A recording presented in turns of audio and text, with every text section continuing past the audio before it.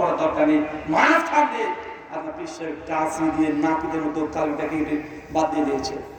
বেটা আহলে হাদিসকে বলে আমরা নাপিত কেন?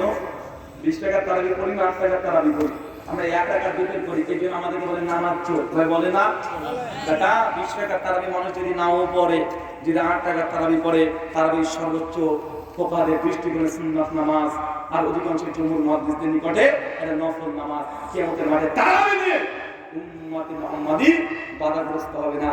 কিন্তু আল্লাহ নবী বলেছেন বেটা যারা দিনকে বিকৃত করেছিস আজকে তোমার উম্মত না।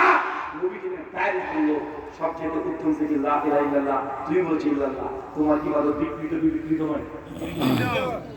দেখেন আরেকটা উদাহরণ দিই আপনাকে। সে বুখারী 886 87 নম্বর হাদিস, বুখারী হাদিস সনদ আলোচনা করতে হবে, সবাই জানে। আল্লাহ নবী বলেছেন তুমি আল্লাহর কোনো বান্দিকে কোনো নারীকে আল্লাহর ঘর মসজিদে আসতে বাধা দিও না, যদি আসতে চায় আসতে পারবে, কেউ বাধা দিও না। বলেছে বাধা দিয়েছে কি দেয় না? দিয়েছে না? দিনকে বিকৃত করা নয়, দিনকে বিকৃত করা কি করা নেই করা। আমি জানি ইসলাম আবুদার 597 নম্বর হাদিস আল্লাহ নবী বলেছেন নারীদের জন্য 5 ওয়াক্ত নামাজ মসজিদে পড়ার চাইতে বাড়িতে উত্তম। কোথায় উত্তম চাচা? মেয়েরা 5 ওয়াক্ত নামাজ কোথায় পড়বে? বাড়িতে। এটা কি? এটা উত্তম। মসজিদে যাওয়া কি? আল্লাহ বলছে নিষেধ করবে না, যদি কেউ যেতে চায় না। উম্মত নিষেধ করেছে কি করে নাই? করেছে। সে বুখারী 9